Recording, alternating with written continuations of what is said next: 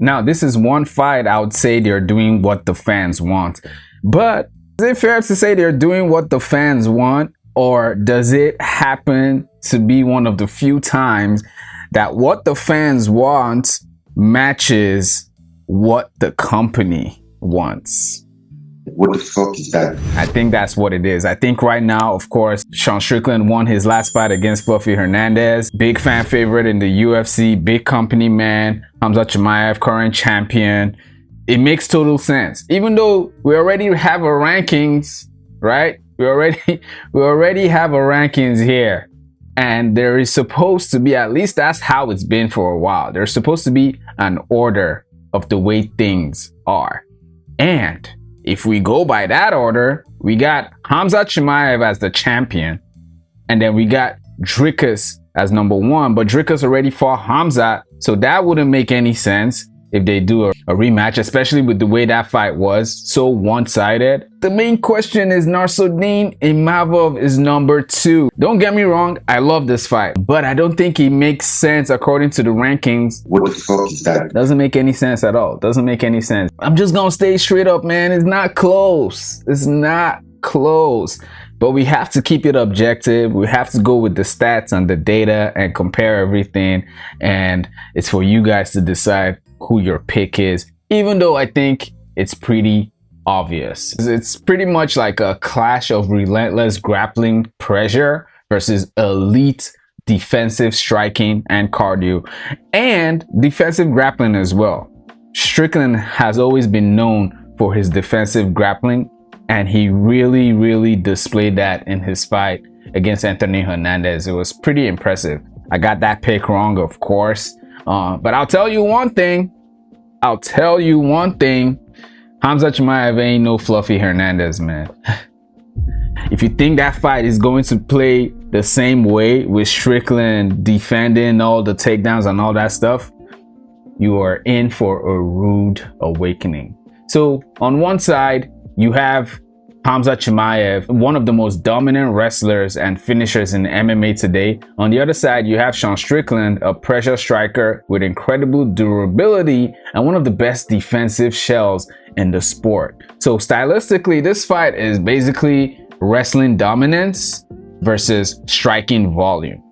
Whose skill set will prevail? Let's talk about Khamzat. Honestly speaking, I think it's fair to say Chimaev had the most dominant start in MMA history, finishing multiple opponents in dominant fashion, fighting back to back. I think there was a time he fought in like he fought 2 weeks in a row, something crazy like that.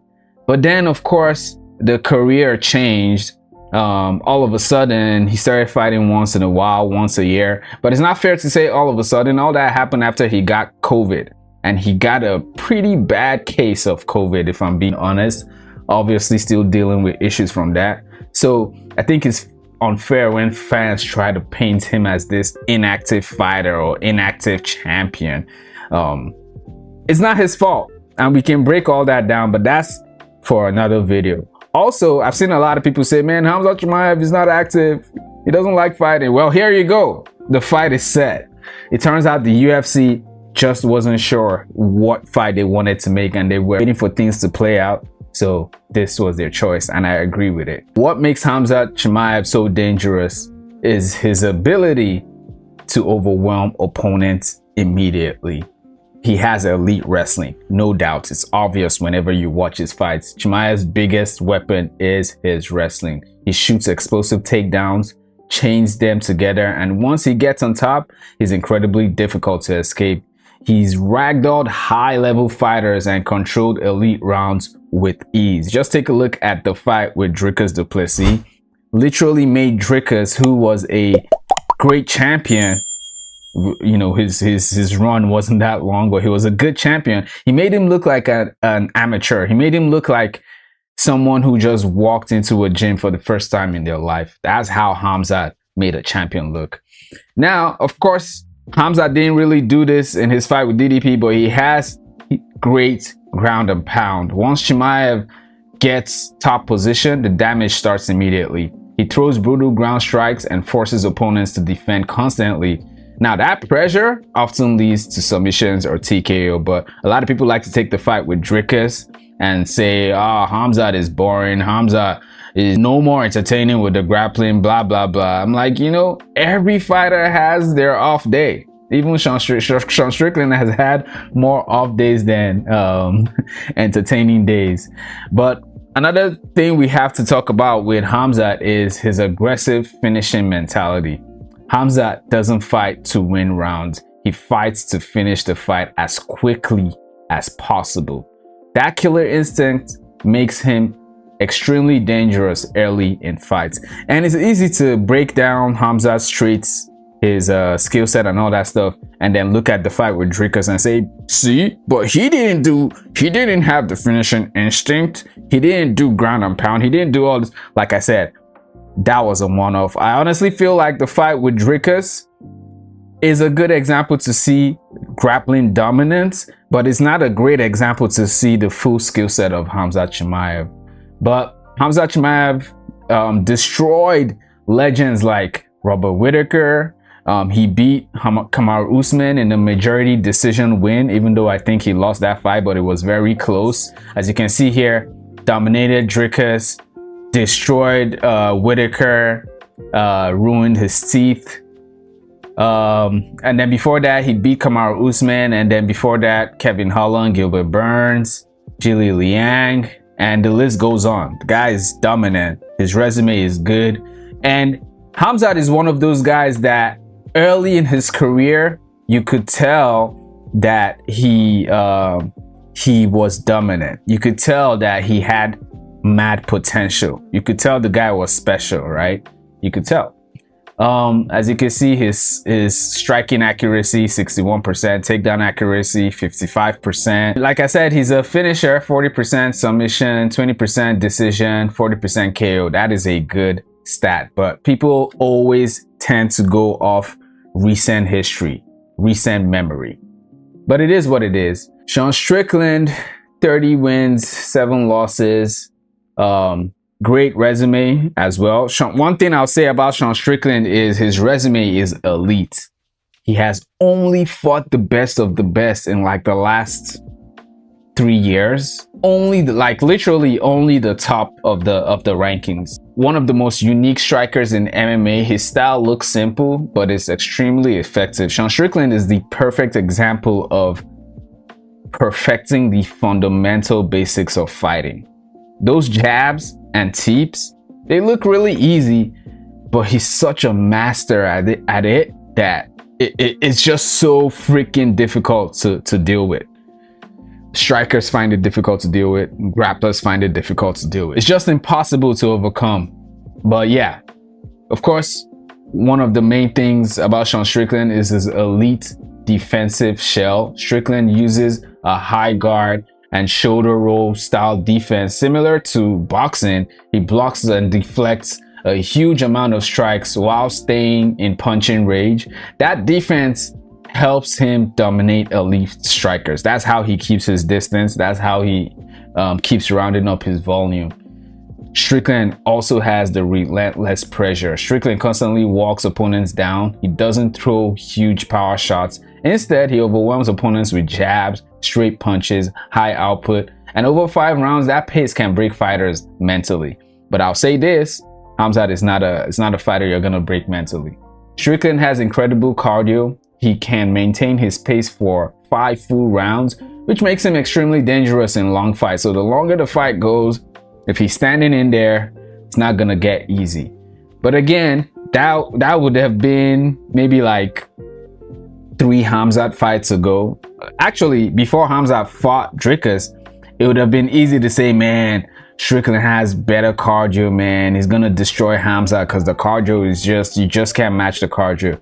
But I think Khamzat has pretty much proved that he's got cardio too. I mean, wrestling Dricus for 5 rounds, being dominant, having the total 100% control time, it's not something someone with bad cardio would do. But when we look at Strickland's recent wins, he beat Fluffy Hernandez in his last fight, lost to DDP, which is very funny. Middleweight division, having 1 win and then fighting for the belt.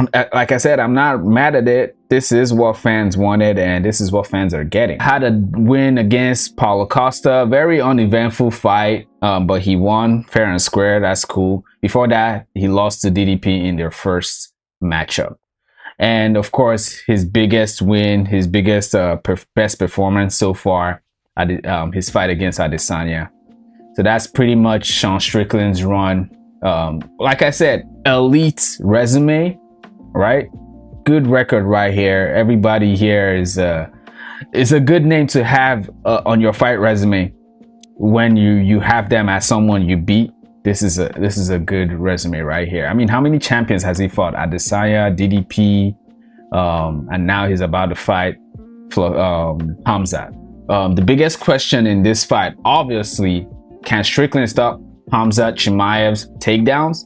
Chimaev has some of the most explosive entries in the UFC. If he gets Strickland to go to the ground early, things could get very dangerous very quickly. Strickland's takedown defense has improved and is very good and looks very nice. Looks like he can hold his own.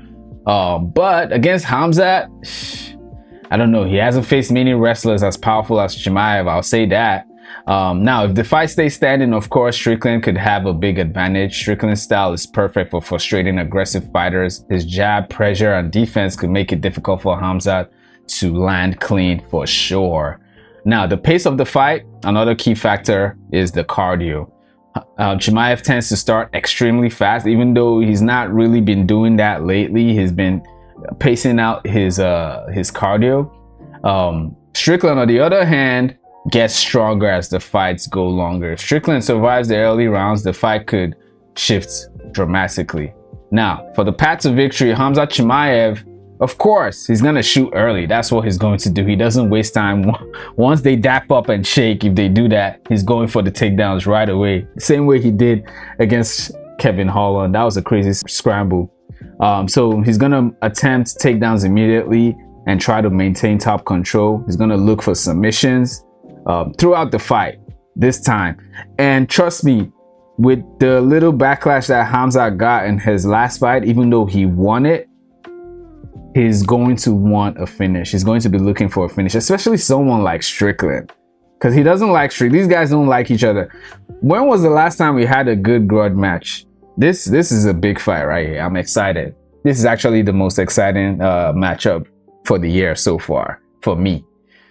So yeah, he's gonna look for submissions, man. Now, when it comes to Sean Strickland, the game plan is very different for him. He's gonna try to defend the takedowns, of course, which he's good at. But again, I don't know how Strickland's takedowns fares against Chimaev. He's of course going to use the jab constantly, keep Chimaev at range, drag the fight into deep waters. If the fight reaches rounds 4 or 5, I think Strickland's cardio could become a major advantage, because it's one thing to be the one controlling the fight like he did with Dricus, right? And you still have cardio at the end of the fight. It's another thing if you're being pressured, you get more tired. So the biggest X factor in this fight, to me, is going to come down to the first round. If Chimaev gets early control, he could dominate. But if Strickland defends the early takedowns and keeps the fight standing, I think that momentum could shift, because Khamzat always lands his takedowns. He's never missed a takedowns. He's always landing it.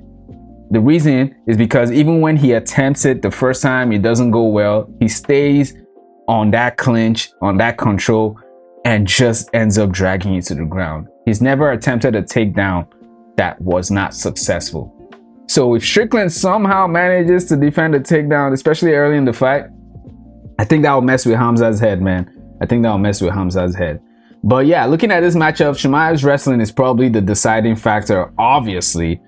Strickland is extremely tough and durable, all respect. Like I said, got my pick wrong against with Strickland versus Hernandez, and I owned up. He did impress me. But Chimaev's grappling pressure is on another level, man. He ain't no freaking fluffy. He's not. I think Khamzat Chimaev wins by submission in like round 2, honestly. But if Strickland survives the early grappling exchanges, the fight could turn into a very competitive striking battle. So yeah, like I said, big fight right here, big grudge match. It's been a while. I think this is the biggest grudge match we've had since Conor versus Habib. Not biggest fight in terms of the money it will sell, but like grudge match, like where the fighters genuinely do not like each other. I cannot remember the last fight that was like, even Strickland versus Adesanya, it's not like they hated each other, right? It was more one-sided. Strickland talking his shit, you know, Adesanya, it's like whatever. But this one, these guys don't like each other, man. These guys do not like each other. So I'm very excited to get to duke it out finally in the octagon, and we see who the better fighter is. Let me know what you think in the comments, all right? And don't forget to like the video if you like the video.